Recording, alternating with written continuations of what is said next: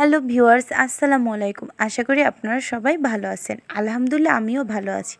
আজকে আমি তালবরক পিঠা তৈরি করলাম, ভাবলাম আপনাদের সাথে একটু শেয়ার করি।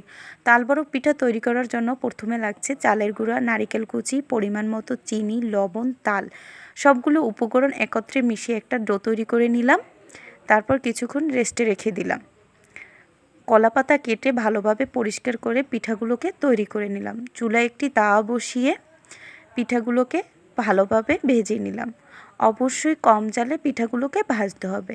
যখন কলাপাতাগুলো এভাবে পুড়ে আসবে বুঝতে পারবেন আপনার পিঠা হয়ে গেছে।